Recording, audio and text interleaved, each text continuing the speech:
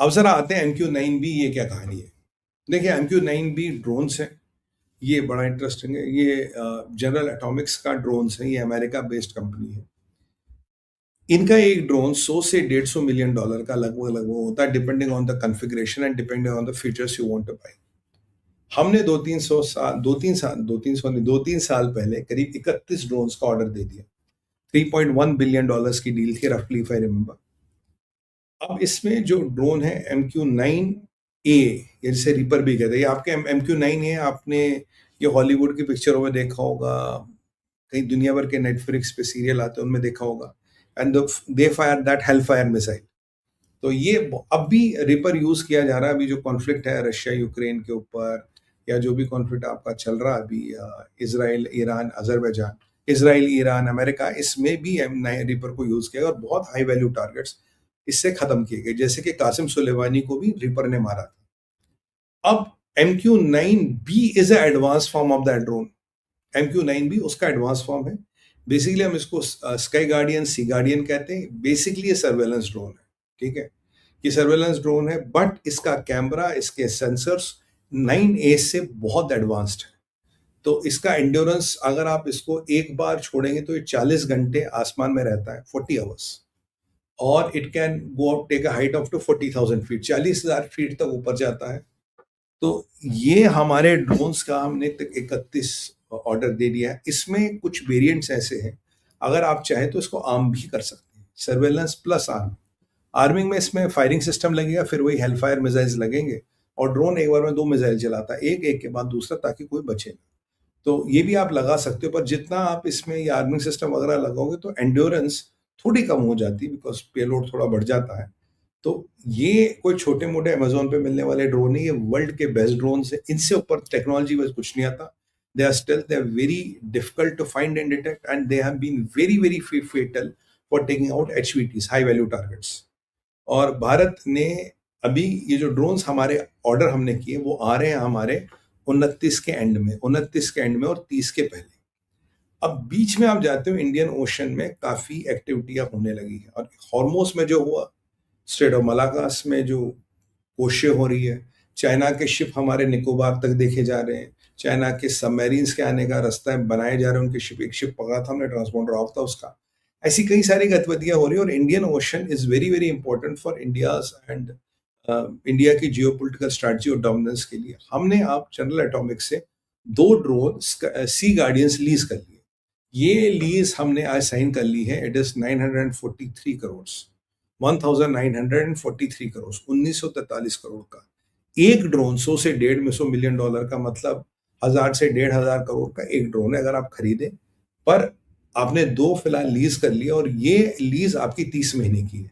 30 महीने का समय है कि जब ये ड्रोन आपके पास आएंगे और आप इनको चलाएंगे, और उसके जब इनका लीज खत्म होगा तो आपके अपने ड्रोन आने शुरू होंगे। अब जो 30 ड्रोन हैं, इसमें से 15 नेवी को जाएंगे, आई थिंक 8 7 एयरफोर्स को, 7 आर्मी को जाएंगे। 1 माइट बी फॉर बैकअप और स्पेयर्स और वट एवर अटेंडेंस। तो 31 ड्रोन्स का ऑर्डर है।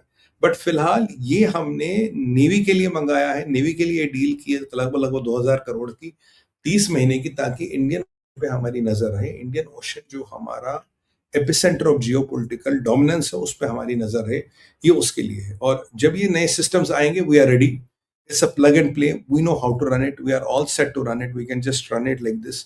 ये हम वो काम करेंगे at some point of time जब द ड्रोन्स आर रेडी। तो फिलहाल हमने ये 2000 रुपए की, 2000 करोड़ की, 2000 करोड़ की जो डील के दो ड्रोन ले रहे हैं, and this what the whole MQ-9B is. Do we have attack drones? Yes we have. MQ-9B में अटैक है। इंडिया ने अटैक वेरिएंट पे कभी बात नहीं की है। क्या MQ-9B can have the attack variant? Yes. Can it carry hellfire missiles? Yes. Can it be used to eliminate HVTs within Pakistan? Yes. भाई एंड्योरेंस इसका बहुत ज्यादा है, 40 घंटे रहता है, लगभग लगभग 2 दिन ऊपर रहता है। तो it can do a lot of things which it can be done, और बहुत इंपॉर्टेंट मैं माइलस्टोन मानता हूँ इसको। और ये भारत की सुरक्षा को एक नया चांद देगा। आप देख रहे हैं कि ISI के नेटवर्क क्रैक हो रहे हैं। आप देख रहे हैं कि पाकिस्तान की एक्टिविटियां बढ़ रही है। आप यहाँ देख रहे हैं, यहाँ एक और मसला हो गया है कि चाइना को लेके ताइवान ने धमकी दे दी है। सॉरी, चाइना ने ताइवान को लेके धमकी दे दी है। शी जिनपिंग कह रहे हैं कि भाई ताइवान का मिलना is destined by the God. ये तो भगवान की मर्जी है, मैं तो केवल मिलाने का काम कर रहा हूं, यानी कि अगर भगवान भी चाहेगा चाइना नहीं मिलेगा। कारण क्या है, ताइवान ने पीछे काफी सारे ड्रोन्स और काफी सारा टेक ले लिया। ताइवान ने काफी सारा यूक्रेन वॉर से सीखा और ताइवान ये समझ गया कि अगर चाइना के एम्फीबियस शिप्स को या नॉर्मल शिप्स तो डॉक होते हैं पोर्ट पे, एम्फीबियस शिप पास आके अपने लोगों को ट्रांसफर करता है। चाइना के एम्फीबियस शिप्स को और नॉर्मल शिप्स को अगर मैं अपने पास नहीं आने दूंगा तो there is no way China can unify Taiwan. Aircraft से के मदद से और ट्रांसपोर्टर्स के मदद से ये नहीं होगा, उन्हें समुद्री जहाज चाहिए। सो जो ताइवान के पास पहले anti ship, anti amphibious ship, ये जो सारे इनके पास ये थे, राइट, तो that is kind of okay. But अब ये जो उन्होंने मंगाया है, अब जो ड्रोन्स इन्होंने मंगाए हैं, वो मंगाए हैं कि अगर चाइना के शिप आए उन्हें हम खत्म कर दे। देखिए, यूक्रेन की युद्ध से ताइवान ने एक बात सीखा, यार अगर यूक्रेन का हमला रशिया नहीं पकड़ पा रहा, यूक्रेन के ड्रोन्स को रशिया नहीं पकड़ पा रहा, चाइना क्या पकड़ेगा? चाइना की नेवी पे तो वैसे बच्चे छेद है। और यहाँ पे आप जानते हैं कि जापान वाला मसला उलझ रहा है। जापान साल 2 साल में फौज खड़ी कर देगा, साल 2 साल में न्यूक्लियर बॉम्ब खड़ा कर देगा। जापान, इसलिए ताइवान का घेराव करना चाइना के लिए इम्पॉसिबल हो जाएगा। कारण क्या है? देखिए, जापान के पास न्यूक्लियर बॉम्ब बनाने के लिए सब कुछ है। कारण क्या है? कारण एक बिल्कुल सिंपल है। देखिए, जो आपका ताइवान है, ताइवान से जापान जो nearest touch point is that is only 65 kilometres away. कल को अगर चाइना ने घेराव कर दिया ताइवान का तो ऑटोमेटिकली जापान की सिट्टी पिट्टी बंद हो जाएगी। और चाइना की नेवी के लिए जापान सिर्फ 50-60 किलोमीटर दूर है, which is a big big risk. तो इसलिए मिस्टर ताकाशी ने कहा था, अगर आप ताइवान का घेराव करोगे हम इंटरवीन करेंगे। दूसरी बात, जो ताइवान का रिसोर्सेस है, एनर्जी है, जो जापान की energy 95% comes through strait of Taiwan, तो you can not close strait of Taiwan. और ताइवान पे अगर चाइना के कंट्रोल में आ गया, Japan will be next, they understand that. So they are not depending only on American support, they are building their military and they are also looking at developing a nuclear warhead. अच्छा, China को पता है मेरा window बहुत कम है, मेरे पास बहुत ज्यादा टाइम नहीं है, और चाइना को पता है कि मैंने ईरान को हथियार दिए हैं, मेरे ईरान में इन्वॉल्वमेंट, ईरान मेरी पोल पट्टी खुल गई है। They also know that. Now what does China do? China will try to pressurise America not to give weapons to Taiwan, क्योंकि एक बहुत बड़े वेपन्स की डील ट्रम्प के टेबल पे जो कभी भी ट्रम्प साइन कर सकता है। अगर वो साइन करेगा और जो जो भी ड्रोन ट्रैक या जो जो भी ताइवानियों ने इकट्ठा किया, उसको देख के चाइना की ठक हो गई है कि यार इनके पास सामान तो आ गया, अब ये असॉल्ट करना इतना आसान नहीं रहा, इम्पॉसिबल ही हो गया लगभग। और अगर उसमें अमेरिका ने इनको हथियार दे दी तो बिल्कुल इम्पॉसिबल हो जाएगा। और यहाँ चाइना के बादशाह का वकार गिरने लगा। चाइना के अंदर बहुत बवाल है साहब। मैं पी क्रूज पे चाइना को कवर करता हूँ, देखते होंगे हिंदी पे।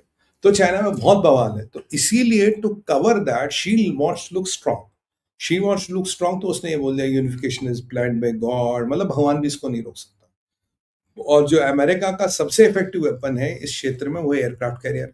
अब जाते हैं इब्राहिम लिंकन पे दिक्कतें आ रही है, sellers are not in a good state of affairs. अब इब्राहिम लिंकन को वापस लेके जॉर्ज डब्ल्यू बुश को बुला रहे, पर अमेरिका की aircraft carriers are spread out. America is mostly concentrating in South American continent, और यहाँ ये लड़ाई रुकने का नाम नहीं ले रही। तो चाइना को पता है अगर अमेरिका की चीख निकालनी कहाँ निकलेगी, एयरक्राफ्ट कैरियर्स में। ताइवान की लड़ाई के लिए एयरक्राफ्ट कैरियर आपको 2-3 यहाँ डिप्लॉय करने पड़ेंगे। तो is America in a position to deploy that? No. तो ये बड़ा इंटरेस्टिंग समीकरण है, और भारत को पता है कि भाई ये जो जितनी भी चीजें हो रही है यहाँ geopolitically, Indian ocean is becoming very important. और हमारी बिजनेस सिक्योरिटी के लिए, ट्रेड सिक्योरिटी के लिए, फ्यूल सिक्योरिटी के लिए, हर चीज के लिए इंडियन ओशन पे हमारा वर्चस्व, हमारी पकड़ बनना बहुत मजबूत है। इसीलिए ये 2000 करोड़ के ड्रोन लिए गए, और बहुत से और ऐसे काम करे जा रहे हैं जिन पे कहीं ना कहीं हम देश और अपनी मिलिट्री की ताकत को और बढ़ा रहे और सुरक्षा व्यवस्था को और मजबूत कर रहे हैं। अब पाकिस्तान और ट्रम्प की क्या कहानी? देखिए, आप जानते हैं कि पाकिस्तान कसीदे पढ़ता था। पाकिस्तान कहता था हाय हाय ट्रम्प ने बचा दिया, ट्रम्प साहब thank you thank you thank you, आप नहीं होते तो कम से कम 20 मिलियन लोग मरते, आप नहीं होते तो ये होता, आप नहीं होते तो। अरे ट्रम्प ने लड़ाई रुकवाई, ट्रम्प को यार नोबेल प्राइज दिलाओ, यार नोबेल प्राइज दिलाओ। ये पाकिस्तान कहता था। एक बार ट्रम्प ने पाकिस्तान के प्रधानमंत्री को यूं पकड़ा गोदे से, करा बोल, बोला ये सर आपने बहुत 20 मिलियन लोग बचाए, नहीं तो हम तो न्यूक्लियर जाने वाले थे, बस आपने बहुत बचाए। और अब तक करीब करीब 786 बार पाकिस्तान ने ट्रम्प को thank you thank you thank you बोला। वो फटे हुए मुल्ला मुनीर ने बोला, शहबाज ने बोला, सबने बोला। और आज पाकिस्तान ने लिया यू टर्न, कह रहे यार ट्रम्प ने तो लड़ाई रुकवाई नहीं। अब भाइयों बहनों सोचेंगे पाकिस्तानियों को क्या हो गया, ये यू टर्न क्यों ले लिया। कल तक तो तुम कसीदे पढ़ रहे थे, अब तो ट्रम्प के हजूर में तुम तारीफों के पुल बांध रहे थे, अब क्या हो गया। हुआ ये कि इस्लामाबाद मेमोरेंडम फट गया। जेडी की औकात लगभग लगभग काफी कम हो गई ट्रम्प की सरकार। जेडी की सरकार में ट्रम्प कम हो गई, मुल्ला मुनीर अब ट्रम्प से कुछ करा लेगा, ये समाधान कम हो गए। ट्रम्प पाकिस्तान का नाम नहीं ले रहा है। ईरान कह रहा हमें पाकिस्तान से मीडिएशन नहीं करानी, हमने पाकिस्तानियों को बोला ही नहीं हमें पाकिस्तान की जरूरत है। ट्रम्प कह रहा मैं डायरेक्ट आईआरजीसी से बात कर रहा हूँ, भाई मुझे तो इनकी जरूरत ही नहीं, मुझे इनकी क्या जरूरत, मैं तो डायरेक्ट बात कर रहा हूँ। जबकि आईआरजीसी का नाम से बात नहीं करा, वो अलग मसला। तो यहाँ जो भी समावेश बन रहा है, इसमें पाकिस्तान और पाकिस्तान की कोई जरूरत ही नहीं पड़ रही। और पाकिस्तानी ट्रम्प के जूते इसलिए चाट रहे थे कि कल को आईएमएफ का लोन मिल जाएगा, उस पर ट्रम्प ने सॉल्वो मार दिया, तुम्हारे ट्रांसपेरेंसी नहीं है। तो हम जूते आपके चाट रहे थे तो आपको खुश रखे, आपको जियो पोलिटिकल एवरेज ले, लिवरेज ले, और हमने अपने लोगों को चूरन क्या भेजा था। इंशाल्लाह ईरान का मसला निपटाते ही उम्मत मुसलमीन के फराइज अदा करते हम कश्मीर पे गजवा कर देंगे, कश्मीर हम ले लेंगे, फील्ड मार्शल बात करेगा, कश्मीर आ जाएगा, अब घंटा कश्मीर नहीं आना। तो इनको ये इनफैक्ट पीओजे के वगैरह तो उनके हाथ से जा ही रहा है। तो इनको ये जो कल भी इनको तालिबान ने धमकी दी है, बोला भैया तुम्हें इतना ठोकेंगे, इतना ठोकेंगे तो याद रखोगे। तो तालिबान की बेचारे धमकी से भुगत ही रहे थे, ऊपर से अब लग गया कि ट्रम्प के हम किसी काम के नहीं, ट्रम्प हमारे किसी काम का नहीं। तो अगर हम ट्रम्प के किसी के काम के नहीं, तो फिर हम क्यों बताए ट्रम्प ने सीज फायर करवाया। भाई ऐसे तो हम बोलेंगे ना भारत हार गया, ऐसे तो बोलेंगे हमने भारत को हरा दिया, भारत आया था सीज फायर मांगने, हम थोड़ी ना गए थे। तो अब अगर ट्रम्प ने सीज फायर करवाया तो तुमने उसको बोला, भारत तो बोलेगा नहीं। जेडी वेंस ने मोदी जी को बोला था साहब ये अटैक करने वाले, बोला कोई बात नहीं, तैयार है, आने दो, अटैक करने दो। अब ऐसे में पाकिस्तान की सिट्टी पिटी घूम, पाकिस्तान को लगा अब ट्रम्प के जूते पॉलिश करने का कोई फायदा नहीं, मतलब इंग्लिश में कहते हैं ना, अब कोई लिटरली फायदा नहीं। अब पाकिस्तानियों ने स्टैंड बदलने, कहा जी ट्रम्प तो झूठ बोलता है, ट्रम्प इतना झूठा आदमी, रोज ही झूठ बोलता है, ट्रम्प ने कोई सीज फायर वीज फायर नहीं कराया जी, ये तो ट्रम्प झूठ बोलता है। ये तुम्हें पाकिस्तानियों जब पहले पता थी तो आज क्यों बोला, क्योंकि आज जो आखिरी उम्मीद की किरण थी वो भी टूट गई। कौन सी, भाई इस्लामाबाद मेमोरेंडम खत्म हो गया ना, कोई नया बन नहीं रहा। तो पाकिस्तान तो इसी की डुगडुगी लेके, वो कहते हैं ना वो अंधे को, मतलब अंधे को तो बस एक भैंसा की थी वो भी गई। अब तो वो जो इस्लामाबाद मेमोरेंडम के नाम पे पाकिस्तान डुगडुगी बजा रहा था, इंशाल्लाह ये कर देंगे वो कर देंगे, वो भी डूब गया। और पाकिस्तान और अमेरिका इनको कुत्ते को नहीं पूछ रहा। अब ये क्या करे बेचारे, आज यहाँ कोई हाल नहीं होता, ट्रम्प झूठ बोल रहा है, कोई सीज फायर वीज फायर नहीं कराया, वो तो हमने जंग जीत दी, हमने हिंदुस्तान को शिकस्त दे दी, एंड ऑल दैट, ऑल इन्होंने रेटोरिक शुरू कर दी। बेसिकली जो एग्रीमेंट डूबा और जो एग्रीमेंट गया, ये उसके कारण।